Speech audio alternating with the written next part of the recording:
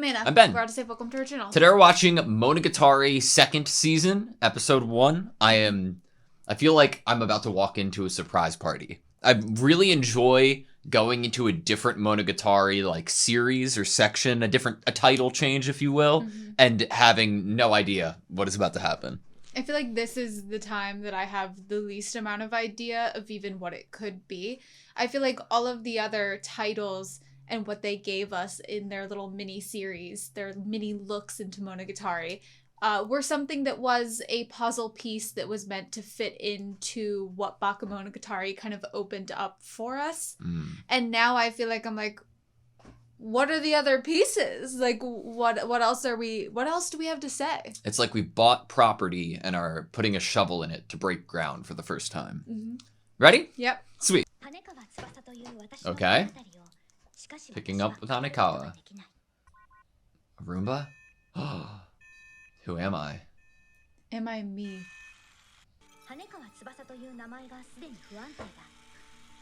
Her as a character kind of questioning who am I makes complete sense.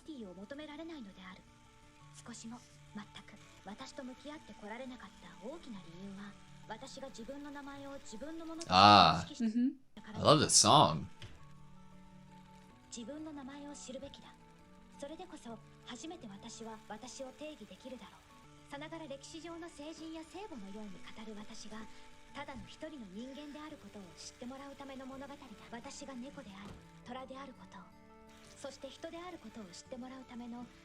Is the hair shorter? Yep. I love that shot. Wow. This is like breaking new ground. Was she in the hallway? I think so. Wow.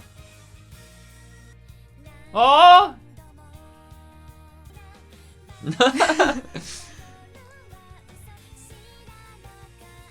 Wow. Cute. Gorgeous. That's how Aragi sees her. Aww. Her uniform.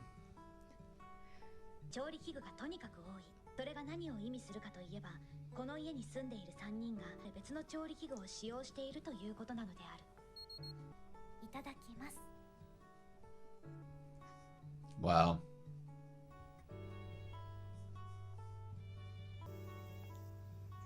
This music's beautiful.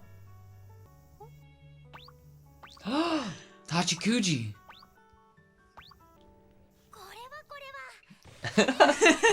That's how we know it's Hanekawa.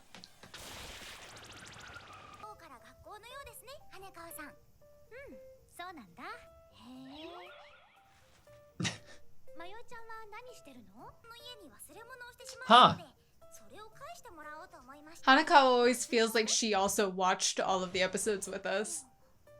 She's so aware. Oh no. Wow.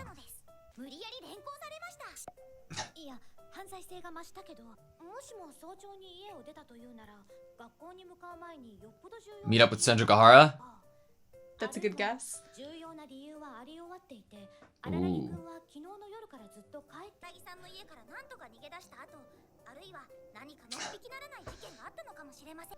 It's so interesting to be in her head, isn't it?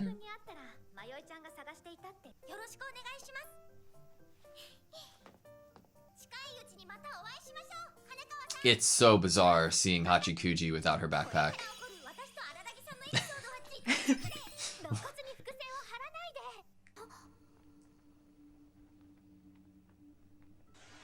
Oddity. Oddity. Tiger. Come on. Oh shit. What?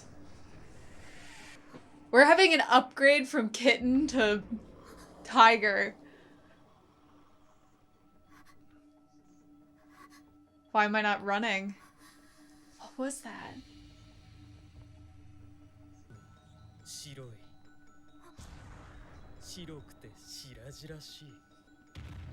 Jesus.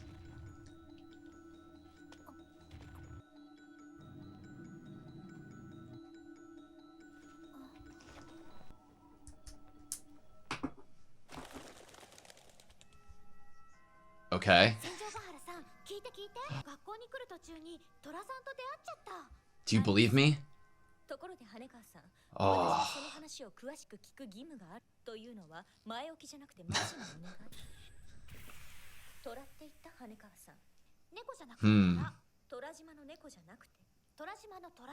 Tiger striped tiger. Gonna immediately what? Take her to Aragi or? I love her short sleeves. The stairwell. Still a big deal though.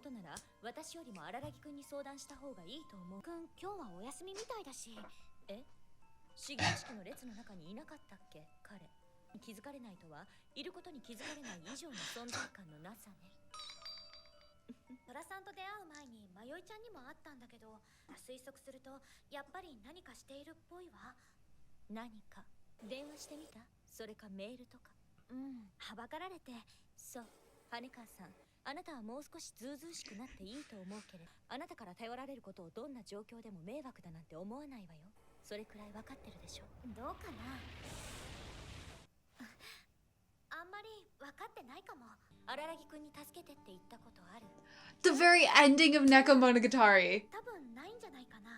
Just because someone didn't ask for help doesn't mean they don't need it.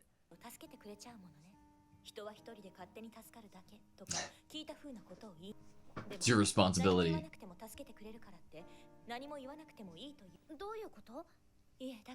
Whoa. Great question. Whoa.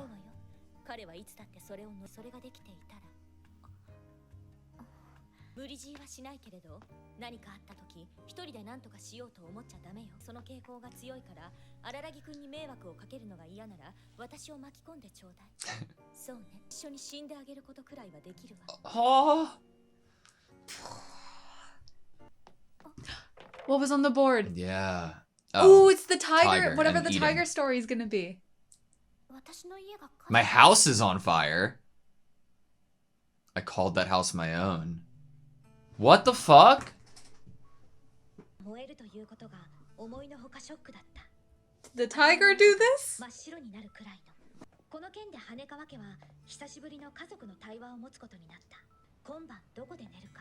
Wow. I'd stay at Senjigahara's.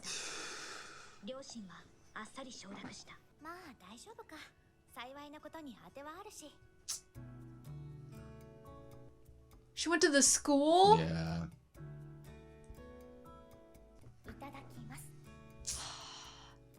Karen and Tsukiki would have said yes. Senjigahara would have said yes. The green screen breaking in the back.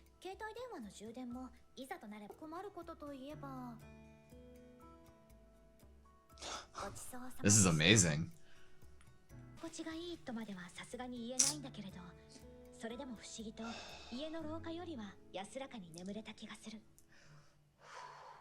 You're gonna make me cry with that one.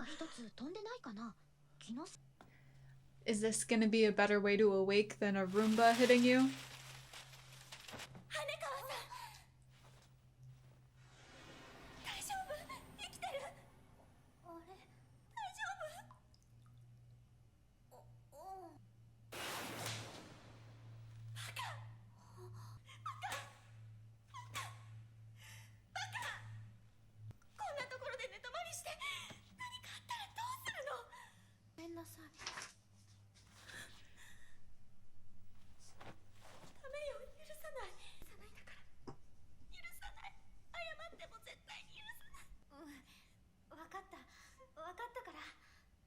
Yellow.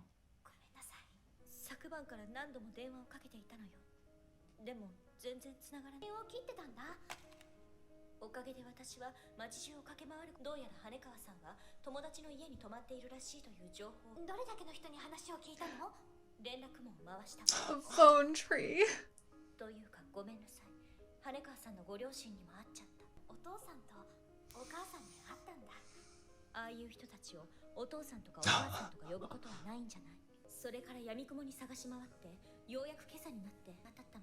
Jesus.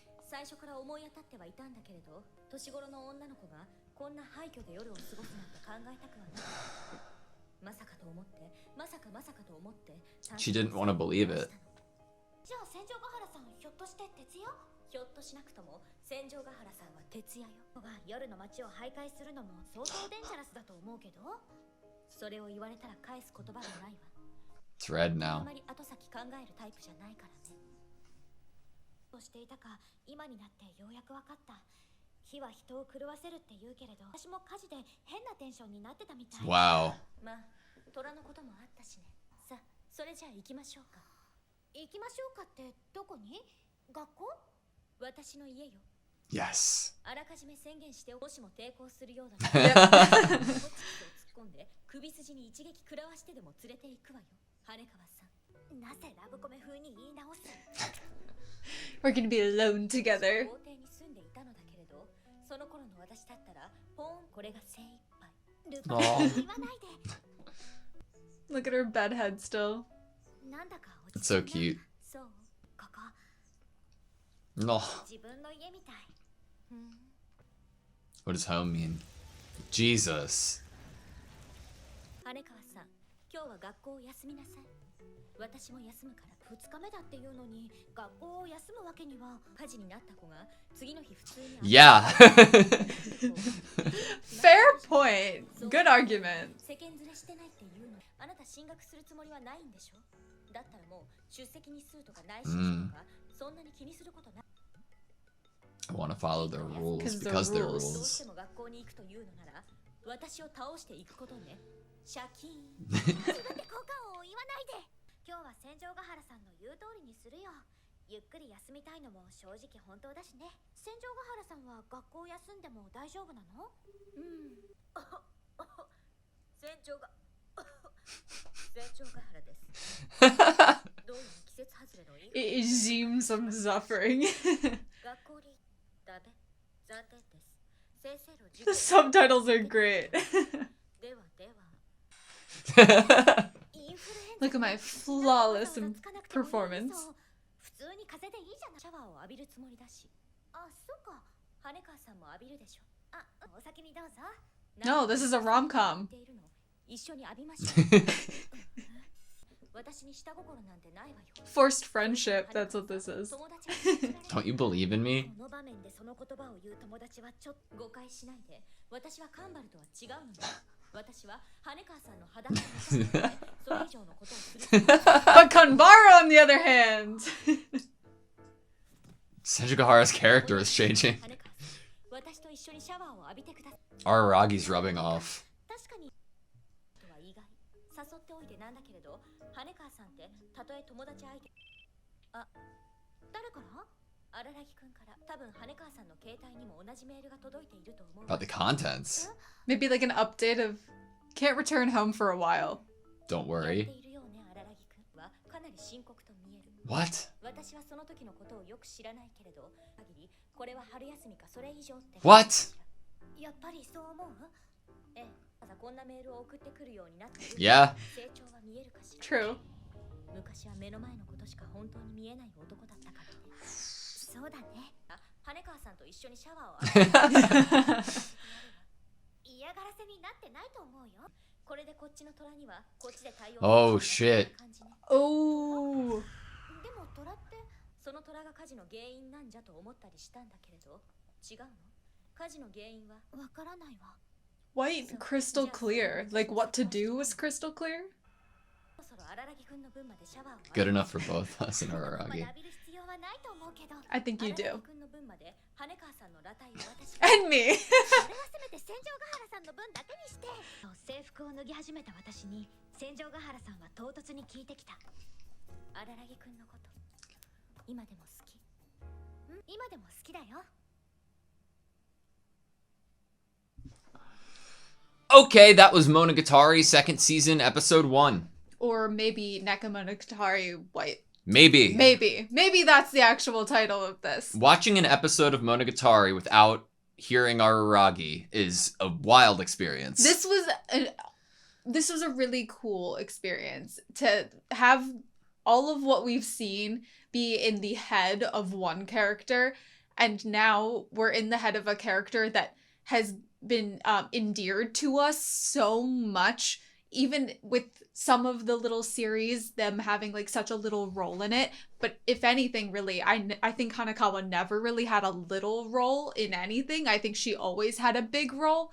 And to be in her head instead here, Yeah. I'm really happy about it. Like sometimes when you like switch up point of views or like who a character that's talking, you know, a character that you're following, it can be disorienting. It can feel like, ooh, okay, but I really liked the character that I was like in the head of, and now you're changing things up on me. I feel like I can't get into it as much. It's going to take me a little while to warm up to the situation that's happening. Mm-hmm. But it did not take me any time to warm up to the fact that I was in Hanakawa's head for this. I completely agree with you, and you know what I think it is?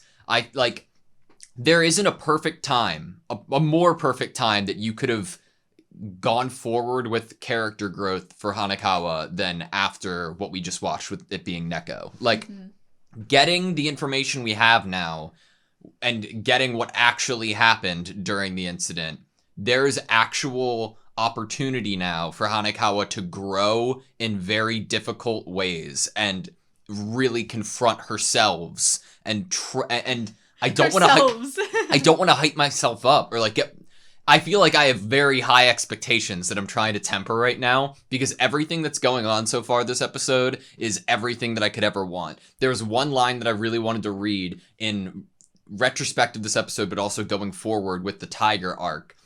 This is a story to let you know that while Araragi puts me on a pedestal, speaking of me as some kind of saint, I'm only human. I like that in itself. We've grown. Like, we've grown tremendously from the low we had been at. We are acknowledging that we're human. Yeah. And the line I would say right after this is, I am not a cat, I'm not a tiger, I'm a human. Yeah. Like a repetition of it.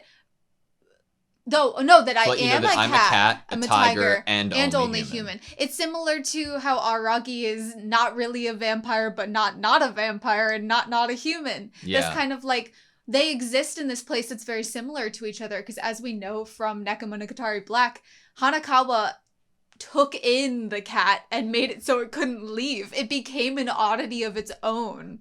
It's really like it makes me want to cry and punch a wall when I see the Roomba like running into her on the floor, like sleeping in the hallway. Right, we saw that last time, but it really sends a message when a Roomba's trying to run over you. Mm-hmm. God, that being your alarm clock. Ugh.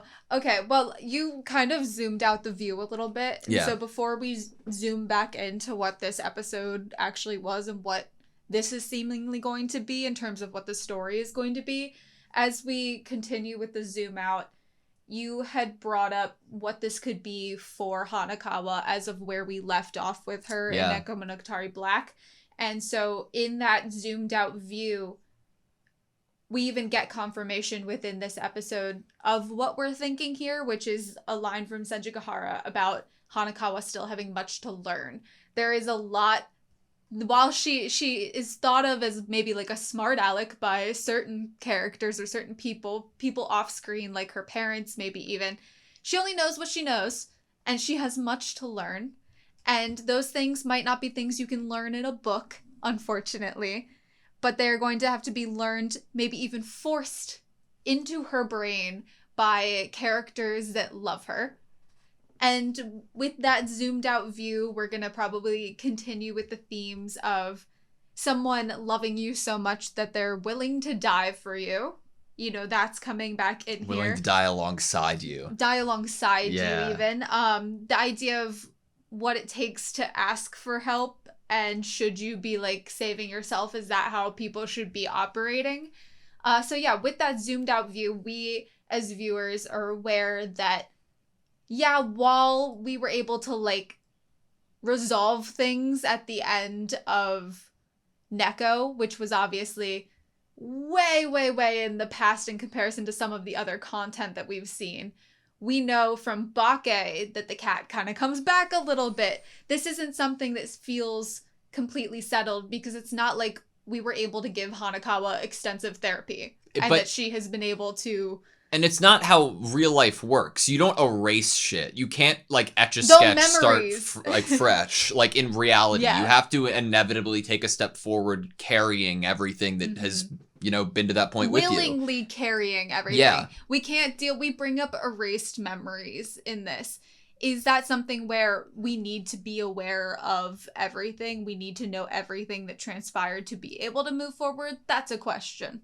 I wanted to, like, I feel like I have such high expectations for some reason. I have so much to gush about even this episode. Like, since we're still, like, a little zoomed out, like, the writing already seems like it's peak, because I'm thinking, like, okay, one of the greatest moments this episode, Senjukahara saying that she met Hanekawa's parents and then being like, you shouldn't even call them that, right? I love that. I love bringing that into the story in a separate way than what's going on with her house or the tiger or herself. It's adding another character to give more, like, protagonist energy to Hanekawa. And then to add to that, to another degree, who did we see? From Hanekawa's perspective, Hachikuji. Hanekawa was only able to see Hachikuji in the first place because, like Araragi, she didn't want to go home. So like, just nailing that in before homes even burn down is brilliant. Right. And, like, I think it's really interesting too that the awareness factor of Hanekawa is brought up. Like, we know that she is by the book. Rules are rules for a reason. She operates ethically, like, her morality is a certain specific way that she deems maybe the best for herself, maybe the best for her survival in this world, maybe because that's how she wants to be at the moment. That's who she views of who she is. But she has such an awareness of everything other than what transpired in Golden Week that she's even aware of all of the little bits that Hachikuji and Araragi have, and, like, oh wait, Hachikuji isn't speaking with the, oh, I bit my tongue bit. Like, we know that she was so present in, like, she became friends with Tsukihi and Karen. We know that she was texting and calling with Senjukahara. Yeah. Like, she has been so involved and she's so aware of everything that was going on in Aragi's life, even if we didn't see Araragi tell her, that, like, I don't know, that it feels like you want a character that's so aware of everything that everyone else is going through to also be aware of themselves. But I feel like that's the territory that we're getting into. Oh, like, for sure. She's a brilliant mind. She is a very caring person. She cares about Araki and her friends, and she's very involved and she's very observant. But when is she going to start maybe, like, turning some of that effort and energy toward herself? Yeah. Man. It feels like you brought up Senjukahara and Hanekawa, and we got in Nisei them calling each other, right? And them having that, like, phone call relationship. And I was wondering if it was going to lead to anything within that series, but it seems like it's just adding more, like, life that's happening, like, that's going on while we're watching Araragi. There's shit happening in the background that we're not even seeing. This? Yeah, exactly. This is life that's going on while Aragi's doing his thing. It's amazing. It does make me wonder, like, in terms of timeline, where, like, what is Aragi up to? Well, we have no way to, like, we get the line, like, is this related to Mayuri? And then the immediate response is, like, no. And I don't imagine it to be, or with the backpack. That is a possibility. Oh, but with Mayoi in the backpack? Yeah, sorry, Mayoi. But I don't know. I have no idea. It has to be, I only can imagine we'll get it in a separate series at some point.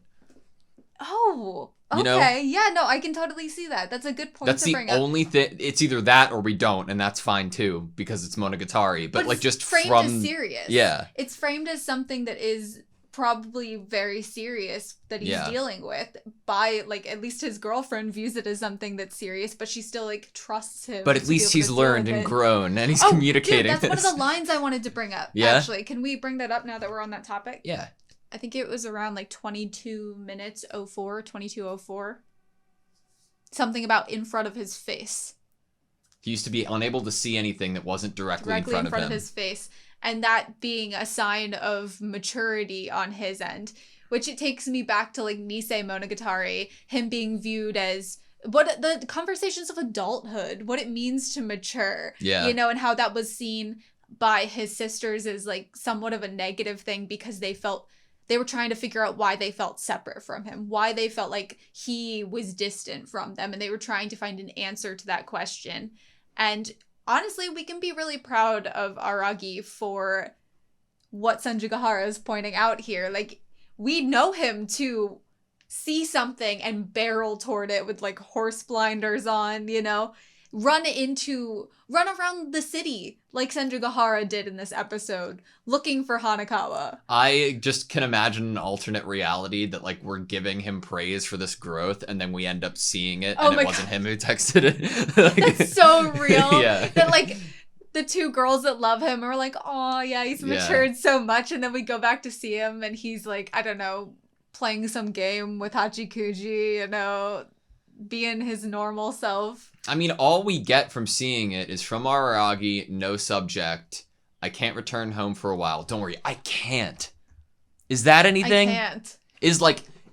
Is somehow the tiger sourced from Araragi so that Hanakawa is able to go through something that ends up being a positive thing? Is there, like, what would happen if he did return home? Why can't he? Am I being too picky on a specific word choice, or is there something? I don't know. I like the energy that this is a mass text. Like, Yeah. Sanjigahara is like, yeah, you probably got this text too. And now that we know what Karen and Tsukihi and Aragi's relationship is, I bet they also received the same mass text. Yeah. Everyone just knows that he can't return home for a while. Don't worry about me. Fascinating. But I think what you just brought up too that we could then open up into the discussion is, where did the tiger come from? Yeah.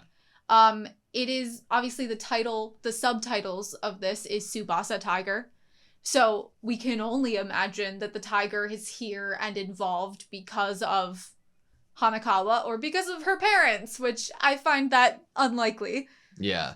It's so fucking cool, dude. And she's like, she can't run away from it. And she doesn't understand why she can't run away from it. And I feel like maybe we'll figure out through the series why it is that she was unable to run away from it. I think there will be... I'd be safe if I ran. Why am I not running? I mean, upon, like... Yes, if you're acknowledging yourself as human, in that same line of thinking at the beginning of the episode, you're saying that you're not to be lifted on a pedestal. Like, where... Do you think, like... This is gonna sound fucked. Where do you think Hanakawa's desire to live is at this point? That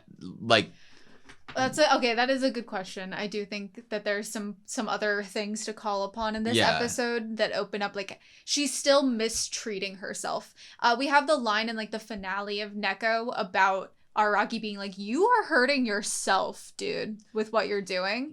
I'm speaking from experience in the sense that once you realize that you might not be doing things because you want to do them and they inherently are not good for you, and you have to look at yourself in the mirror and be crystal clear, be transparent and be like, it's a jumping off point. Your whole life is going to change because everybody around you are used to interacting with you in the way that they are used to. For you to change drastically and dramatically, that will have repercussions, and that is something that's very hard to face. Mm-hmm. It's almost it's easier to continue on with how everyone views you, the person that you are. And I apologize if I'm putting more onto the character than that is intended, but I feel like Hanekawa is a very strong character, and I'm not going to undersell her. We start the episode off with the questioning of who am I? You know, we continuously are asking identity questions. Yeah. Like, is your name your own? Is this house your own? Like, why are there so many red flags? But when the tiger arrives, they're all blue. Yeah.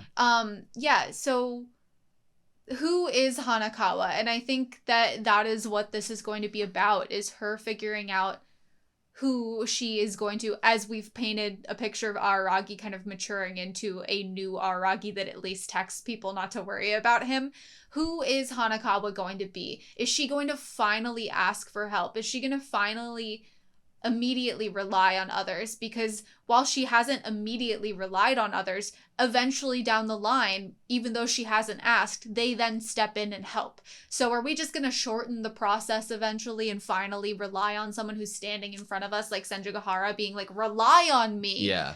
I am worried about you. I would die for you. Like, ask for help, you little dummy. Do you think that it's more than a visual choice of the red to blue? Because this isn't the only time, right? Like, stay with me here. Red flags could be where Hanekawa currently is. Tiger shows up blue, goes back to red. Great. Now, background of the school. Before Senjugahara arrives, we see a whiteboard, or a whiteboard that's yellow. Mm-hmm. Immediately, it goes from yellow to green at, I want to say 12:45.